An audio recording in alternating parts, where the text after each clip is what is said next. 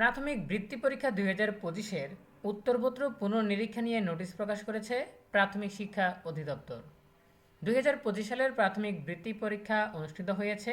তোমরা যারা অংশগ্রহণ করেছো তোমাদের পরীক্ষার ফলাফল ইতিমধ্যেই প্রকাশ করা হয়েছে।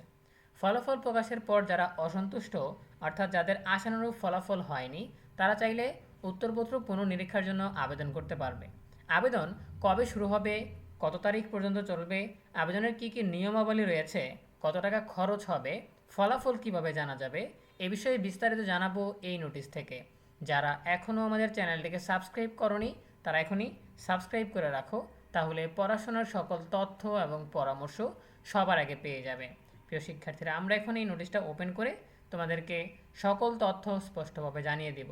তাহলে নোটিশটা হচ্ছে, দেখতে পাচ্ছ, সেখানে নোটিশের বিষয় লেখা আছে প্রাথমিক বৃত্তি পরীক্ষা 2025-এর উত্তরপত্র পুনর্নিরীক্ষা। তাহলে আমরা চলো বিস্তারিত জেনে নেই। উপযুক্ত বিষয়ের পরিপ্রেক্ষিতে জানানো যাচ্ছে যে প্রাথমিক বৃত্তি পরীক্ষা 2025-এর ফলাফল প্রকাশিত হয়েছে। প্রকাশিত ফলাফলের পুনর্নিরীক্ষার জন্য কোনো অভিভাবককে নিম্নরূপ আবেদন করতে হবে। সো আবেদনের নিয়মাবলী প্রথমেই বলা আছে। ক অনুচ্ছেদে বলা হয়েছে, উত্তরপত্র পুনর্নিরীক্ষার আবেদন গ্রহণ 15 জুলাই 2026 হতে 23 জুলাই 2026 অফিস চলাকালীন সময় পর্যন্ত, অর্থাৎ 15 তারিখ থেকে 23 তারিখ পর্যন্ত তোমরা আবেদন করতে পারবে। এরপরে আর পুনর্নিরীক্ষার আবেদন করা যাবে না। দ্বিতীয় বা খ অনুচ্ছেদে বলা হয়েছে, অভিভাবক কর্তৃক যথাযথ কর্তৃপক্ষের মাধ্যমে সংশ্লিষ্ট বিভাগীয় উপপরিচালক প্রাথমিক শিক্ষা বরাবর আবেদন করতে হবে।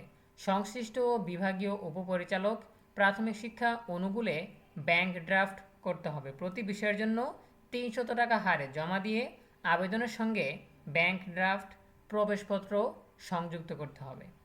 আবেদনে যদি ইমেল থাকে, ইমেল না থাকলেও মোবাইল নম্বর এবং হোয়াটসঅ্যাপ নম্বর দিতে হবে। So email, mobile phone, WhatsApp number কেন দিতে বলা হয়েছে সেটা আমরা পরে জানবো। আগে আমরা আবেদনের নিয়মটা আরেকটু সহজভাবে বুঝিয়ে বলি, কারণ এই ফর্মাল বিষয়গুলো অনেকে বুঝতে পারবে না। সো দেখো, প্রথমেই একটা আবেদনপত্র লিখতে হবে। সো আবেদনপত্র পাঠাতে হবে কার বরাবর? সংশ্লিষ্ট বিভাগীয় উপপরিচালক প্রাথমিক শিক্ষা, ঠিক আছে, এই বরাবর পাঠাতে হবে। এরপরে বিষয় লিখতে হবে প্রাথমিক বৃত্তি পরীক্ষা 2025-এর উত্তরপত্র পুনর্নিরীক্ষা, ঠিক আছে, এভাবে লিখতে হবে। এরপরে বডিতে যেভাবে আমরা আবেদনপত্র লিখি সেভাবে কিছু কথা লিখতে হবে, যে কেন আবেদন করতেছি, আশানুরূপ ফলাফল হয়নি বলেই আমরা আবেদন করতেছি, ঠিক আছে।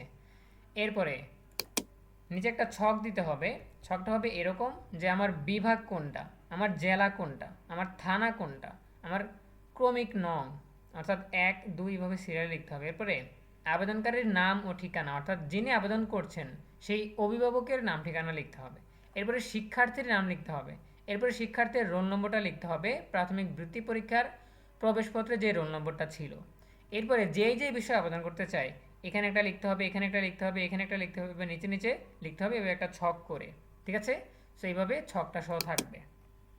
এরপরে নিচে ইমেল দিতে হবে যদি থাকে, না থাকলেও মোবাইল নম্বর দিতে হবে আর হোয়াটসঅ্যাপ নম্বর দিতে হবে। আচ্ছা, এরপরে আবেদনপত্র লেখা হলো।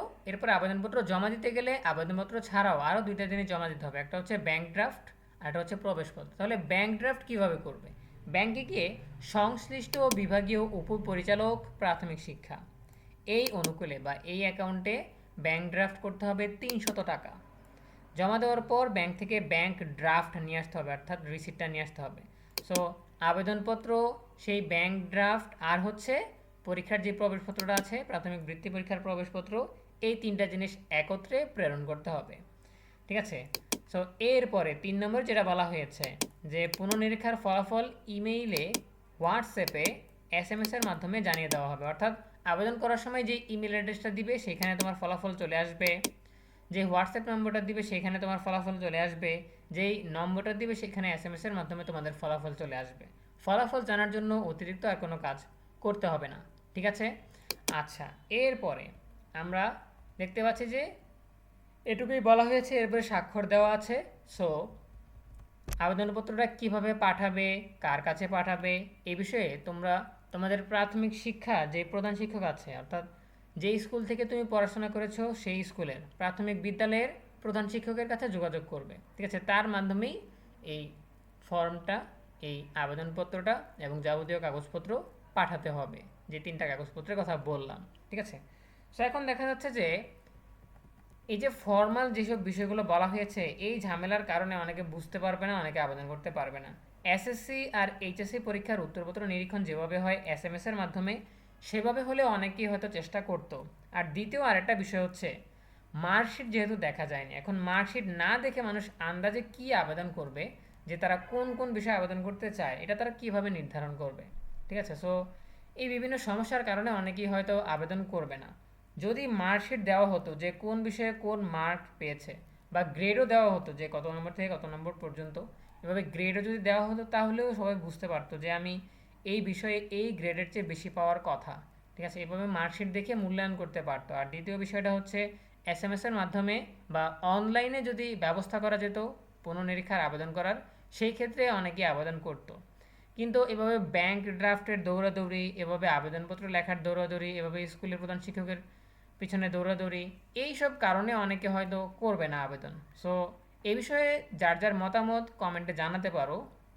সো আমরা শুধুমাত্র তথ্যগুলো পৌঁছে দিলাম যে কিভাবে কি করতে হবে, কী কী নিয়মাবলী রয়েছে, সময়সীমা কতটুকু, ঠিক আছে, ফলাফল কিভাবে আসবে, এই বিষয়গুলো নোটিশ থেকে আমরা জানিয়ে দিলাম।